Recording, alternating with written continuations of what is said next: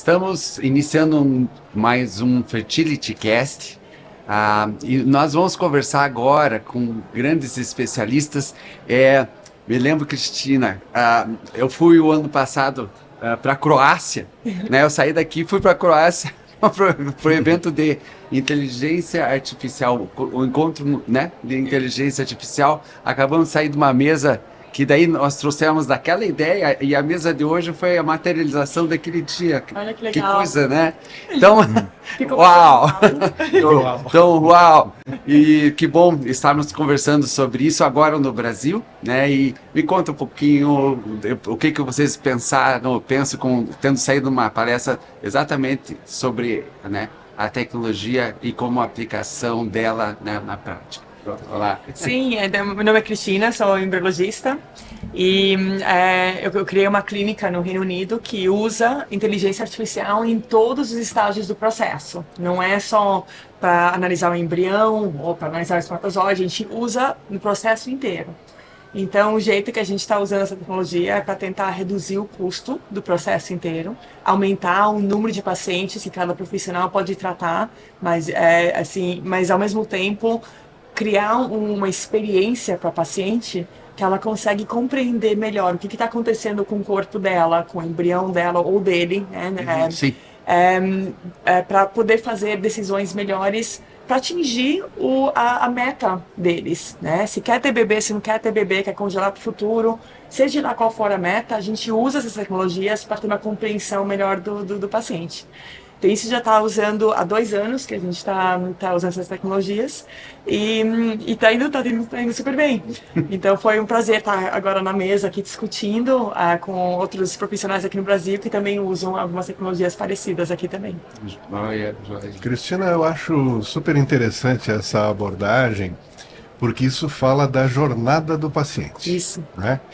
Então, tu podia contar para nós, por exemplo, a paciente chegou na tua frente, né? Exemplifica uma paciente com a idade que tu imaginas, que ela chegou na tua frente, e como é que ela vai passar por toda essa tecnologia para que no final tu dê para ela uma resposta sobre o que tu falaste? Então, a gente nem começa quando ela está na nossa frente.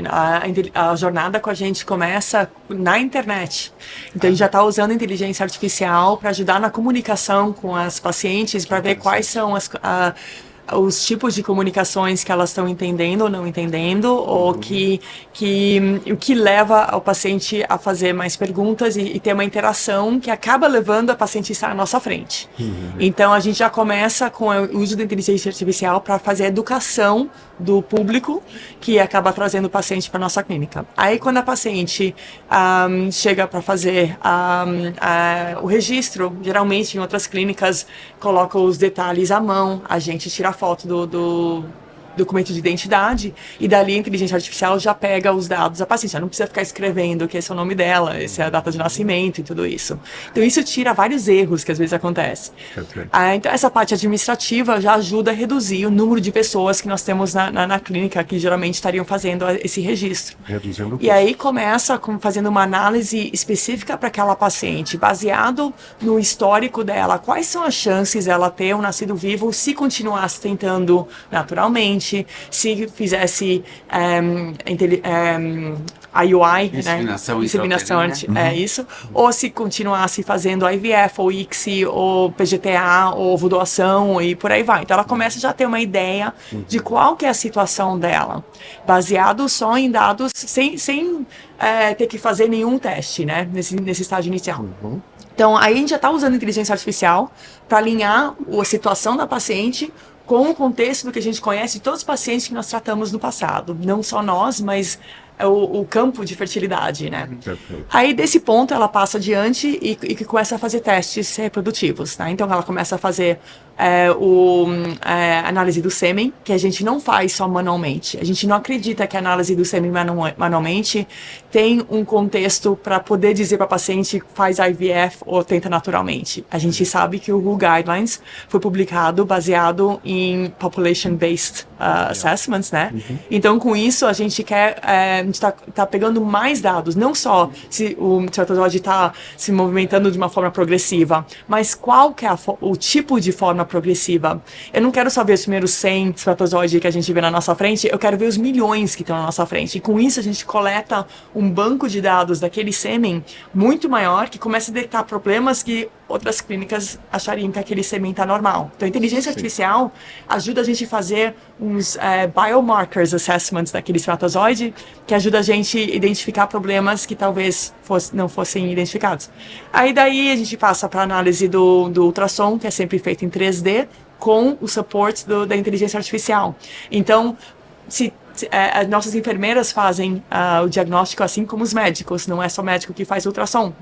Então, a gente consegue ter esse anivelamento de identificação de problemas com a paciente que não são perdidas de acordo com a experiência da pessoa que está fazendo ultrassom. E daí passa para a consulta em si é gravada, faz um transcript automático, e daí já passa por quais são as ações os actions que precisam ser feitos. Automático, não precisa de uma secretária que está fazendo esse trabalho. Esse trabalho é completamente automático, e com isso a paciente não se sente perdida, ela esquecendo de mandar o documento que você disse que ia me mandar. Já manda automático pela inteligência artificial.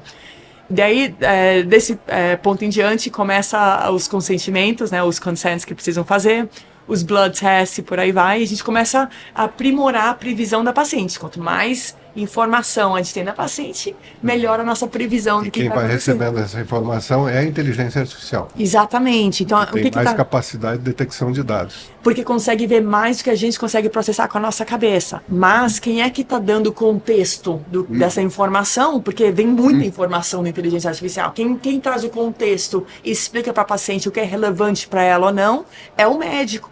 Entendeu? Então, aí que vem a parte humana. Não adianta nada ter um monte de tecnologia, mas você não tem compaixão. Tá? Então, o que a gente faz muito é juntar aquele tempo que a gente está salvando, que a gente não está gastando em administração, a gente passa mais tempo com a paciente, explicando mais complexidades específicos para o caso dela. Uma dúvida que eu tinha, na verdade, nessa empresa, você usa praticamente IA em tudo, né? Em tudo. Tem uma empresa aqui no Brasil que usa a inteligência artificial quase tudo, né? E tem acho que 60 colaboradores, eles atendem 140 mil colaboradores, usuários. Então, assim, a diferença é enorme, né? Até os vídeos que eles fazem, as propaganda, tudo que eles fazem, é tudo IA, né? Então, frente a essa circunstância, a pergunta para você, dentro da sua empresa, vamos imaginar em duas circunstâncias, você não tem IA para fazer tudo que você está fazendo, quantas pessoas precisaria e hoje com quantos, com essa tecnologia toda, quanto você tem hoje para fazer todo esse processo? Então, hoje no laboratório, nós temos 6 pessoas, mas isso inclui eu que estou gerenciando a companhia, né? Então, dessas 6 pessoas, a gente tem o equivalente a 4,5 full-time, né, pessoas. E a gente tem capacidade para fazer 2.500 ciclos com essas pessoas. Tá? Então, a gente tem uma capacidade de 500 ciclos por embriologista. O médico, a gente tem 2 médicos atualmente, mas a gente trabalha com médicos externos para fazer para o resto. Eu estou agora fazendo um recrutamento, então em janeiro nós vamos ter 8 médicos. Todo mundo?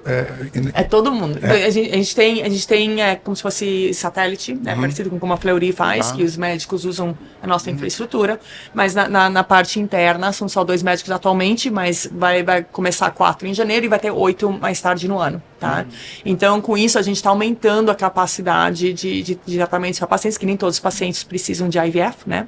Então, alguns fazem outros tratamentos que são mais simplificados. E, em termos de enfermeira, a gente tem 256 ciclos por enfermeira, tá? Então, com isso, a gente vai recrutando as enfermeiras, só que a gente tem um pouquinho a mais, porque a gente está em fase de crescimento, a gente está crescendo 300% quarter on quarter, tá? Então, e nesse mês, eu tive que comprar 3 time-lapses, eu liguei sexta-feira para dizer para eles, eu preciso de 3 time-lapses, porque o crescimento está muito grande, e fiz uma instalação na terça-feira passada. De sexta para terça, a gente está tendo mais crescimento. Então, a gente está fazendo esse processo de recruitment para cope com o futuro. Mas a gente sabe os números de capacidade por pessoa que a gente tem na nossa equipe. Mas resumindo, Esse você fazendo uma novo- conta de padaria bem simples, Sim. uma pessoa estaria produzindo talvez por 5, 10 pessoas, se fosse no manual ou Sim, então, no convencional. vamos Fazendo dizer. 2.500 ciclos, a maioria das clínicas estão colocando 25 embriologistas lá dentro. Uhum. Porque o cálculo que tem no momento é um embriologista para cada 100. Tá? Esse é o cálculo que todo mundo mais ou menos usa. Alguns usam o número 80, alguns usam... Tá. A gente demonstrou já aqui nessa conferência, alguns anos atrás, que usando uma das nossas tecnologias, que é a Chloe, a gente aumenta para 250. Um embriologista para 250 ciclos. Tá? Mas usando todas as tecnologias juntas, a gente chega no 500. Entendeu? Então, a gente está sempre olhando, tá, se eu implementar essa tecnologia nova, o que vai trazer? Se trouxer só eficiência e o paciente nem vê, vale a pena. Porque o que a gente agora incorpora? A gente tem um custo para o paciente que é 2.949. Isso inclui a medicação, isso inclui o IVF, isso inclui a consulta, isso inclui tudo. Ela não tem nenhuma surpresa. É um one shot. Tá? E aquelas pacientes que usam mais, aquelas que usam menos, tá dentro, tá na média já. Já está na média. Não, mas esse 2.949 é para pacientes que são good prognosis. É um single shot. Então, já tá? tem um corte, então. Não, mas por quê? Porque nem todos os pacientes, se tem good prognosis, a gente já começa, tá, vamos usar essa tecnologia, mas essa não. Então a gente está certo. fazendo custo-benefício dentro das coisas que a gente tem. Se é uma paciente de idade avançada, que tem o AMH baixo, que tem... Então, essas pacientes, a gente tem um outro pacote, que o pacote é 18.949, tá? Esse pacote é um pacote de 3 ciclos com PGTA, com cryopreservation, com storage, etc. Então, o equivalente a esse pacote nos Estados Unidos é $84 mil. A gente oferece a 18.949, tá? Então, o que a gente faz? A gente olha para cada paciente quais são as tecnologias que vão te ajudar, e nem todas as tecnologias de inteligência artificial ou de genética vão ajudar todos os pacientes. Mas se traz custos, tem que identificar para quem que ajuda. E para quem não Você ajuda, está falando a gente então não que o oferece. custo por paciente, É mais baixo. no final, pelo que eu estou vendo, 1/3? Se Mais ou menos? considerar os Estados Unidos. Se comparar aos Estados Sim. Unidos. É interessante, hein? Então, Isso é uma realidade que talvez daqui a um tempo a gente vai começar a conviver com essa realidade. Sim. Você é o embrião, né? É. desse boom que nós vamos estar Só vendo. queria Quando voltar foi- um pouquinho para Isso. a compaixão. Porque todo esse screening é feito com a ajuda da inteligência artificial. isso. Mas e a decisão final? Ela vai para o Sempre médico? do médico, sempre do embriologista, tá? Então, no Reino Unido, eu tenho uma licença, eu tenho uma carteirinha, tá? E eu tenho o meu próprio seguro. Se eu faço um erro no laboratório, não sai do seguro do médico. O médico tem o seguro dele e eu tenho o meu. Então, por que tem isso? Porque tem accountability. Como é que é accountability? Contabilidade. Sim, sim. É. Eu acho que não Não é responsabilidade, é acima da responsabilidade. Então, mas vamos usar a palavra. Então, you have to be accountable. Você tem que ser responsável por aquilo. Responsabilidade. De quem que tem responsibility, Sim, responsabilidade, mas tem accountable que é acima, sabe? Que é, então, de quem que é, infelizmente, tem que falar em culpa, não é a cultura Sim, que a gente sim. gosta, mas quando chega na parte jurídica, né, que tem um erro, alguém tem que ter a responsabilidade daquele erro.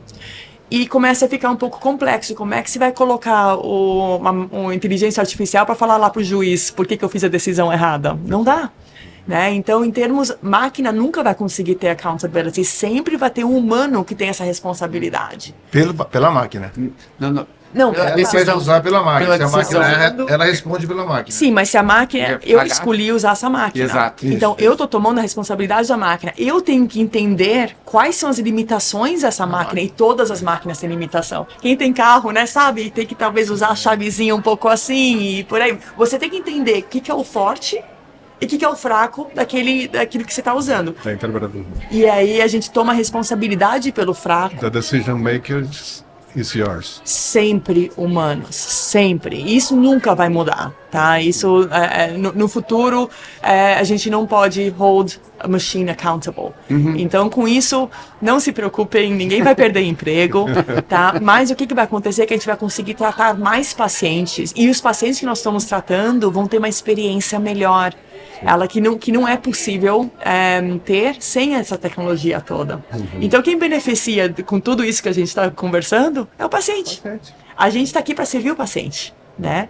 E é assim que a gente faz a decisão, o que a gente incorpora ou não. Traz valor para o paciente? Vamos incorporar. Aí depois eu descubro como é que eu vou financiar essa tecnologia, como é que eu vou... E uma vez que a gente entende as limitações dessa tecnologia, a gente começa a fazer o projeto de Risk Management Mitigation, né? Então, todas as leis na Europa, para decidir se vai poder incorporar na parte médica ou não, é baseada no Risk Management, né? Então, isso é que importa. Os Estados Unidos estão ainda aprendendo isso. Eles não têm essa infraestrutura que tem na Europa. Vão ter. Eu acho que vão ter, mas no momento não tem. Você falou Chloe. É a inteligência artificial, né? Chloe, isso. Né? Vem de do mesmo jeito tem o chat, tem agora o Alice, que está aqui na rua, né? Tem todas as meninas, né? Alice, Emma.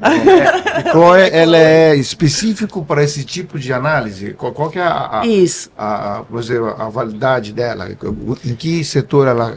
Então, ela olha, tem um erro que eu acho que o mercado pratica no momento, que eles acham que a gente está fazendo a seleção do embrião. Não é isso que a gente está fazendo com essas tecnologias. A gente está fazendo o assessoramento do embrião. Tem diferença entre os dois. Então, a gente tem vários produtos no mercado que alguns dizem usar inteligência artificial, mas não é bem inteligência artificial. Que eles simplesmente te dão um ranking. Se está só te dando um ranking, isso nunca foi um problema meu como embriologista decidir o que é 1, 2, 3, sabe? Fazer ranking para mim não é problema. O que eu quero saber é o porquê do ranking, né? Eu quero saber por que esse embrião é o número 1 se o terceiro parece ser mais bonitinho, né? Me explica o porquê. Então, a gente não concorda no uso de inteligência artificial que não tenha explicação da informação que está dando tanto para o médico quanto para o... Então, se a inteligência artificial chega para você e fala, eu quero que você faça um long protocol, né? Eu quero que você use dosagem alta para esse paciente, você está olhando para o paciente, não, como assim?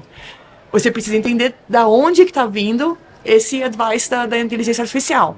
Se você entender de onde está vindo, talvez a inteligência artificial explique algo que você, eu não tinha visto isso. Se bem que hoje em dia a inteligência se aquece, né? Fala assim, partindo desse princípio, eu quero que você analise esse fato aqui, ou esse produto, ou esse embrião, né? Você aquece ela primeiro, aí depois traz. Teoricamente você sabe de onde está tirando as informações, né? Eu te dou um exemplo. A gente tem uma que a gente usa que vira e fala, segunda-feira eu vou ter 25 punções. Na terça-feira eu tenho 3. Né? E aí a gente fica com esse problema que tá todo mundo se morrendo de trabalho na segunda-feira e na terça-feira o pessoal está procurando coisa para fazer. Então, o que a gente faz? A gente usa inteligência artificial para identificar quais são os pacientes que não vão impactar se a gente empurrar para terça. E quais que a gente não pode mexer. Esse, se a gente mexer, a gente vai impactar. Então, impacto em resultado, a gente nunca aceita. Tá? Então, maximizing a chance de engravidar, isso é paramount. A gente nunca compromise nisso. Tá? Mas, se não está afetando, vamos olhar em eficiência.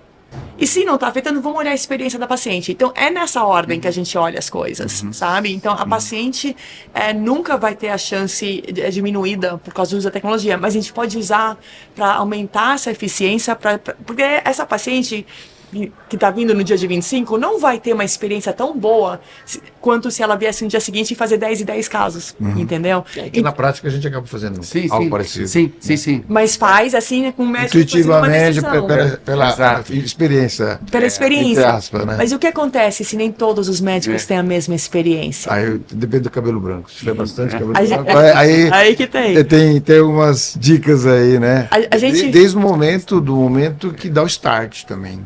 Né? Mas são ferramentas, né? Eu acho bacana essa questão, né? Quando eu voltei lá da Croácia, a gente fica muito impactado com o mundo, né? Vamos lá falar da palestra do Carlos Simão agora, que ele falou da automação. Nossa, muito legal a palestra dele. Aquilo Uau!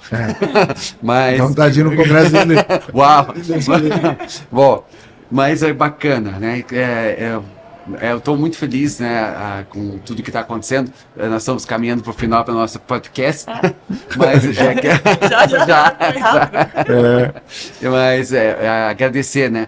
Que bom que você estamos juntos discutindo sobre isso, esse olhar do futuro, entendendo a nossa realidade. Então, a gente discutiu muito isso, né? Olhar para o futuro e entender a realidade e como a gente pode estar se transformando. Sempre com um olhar de melhor prognóstico possível, melhor taxa de gravidez possível. Isso. E acho interessante que a gente teve várias frases em relação à humanidade, nunca vai deixar de existir a humanidade. Quer dizer, esse carinho com a paciente, olho a olho, aquela compaixão pelo processo. Quer dizer, a máquina vai me ajudar em algumas questões. É um tool, é um instrumento, é uma ferramenta que a gente vai usar para viabilizar com que aquele sonho se realize. Que forma. Então, mas é bacana ver isso evoluindo, né, e trazendo para nós essa preciosidade de estar junto com realmente... E o privilégio de ter uma brasileira junto com essa inovação, né, de ponta, né, pioneira, né, Exato. É um motivo de muito orgulho para nós brasileiros. A gente até agradece esse privilégio de poder estar aqui te entrevistando e trazendo essas informações que vai ser o nosso futuro, né? Mas olha, a gente agradece. Lá na clínica tem um chazinho esperando todo mundo que quiser visitar e tomar um chazinho inglês. A gente coloca uma paçoca assim do lado para lembrar que é Brasil. Mas é o chá das 5, né? É o chá das 5, mas a gente acaba tomando 6, 7, 8 também. Lá toda hora é hora do chá. Mas parabéns. Muito bom, muito obrigado. E assim a gente vai dando continuidade aos nossos Fertility Casts. Muito obrigado. Obrigado. Obrigado. Obrigado.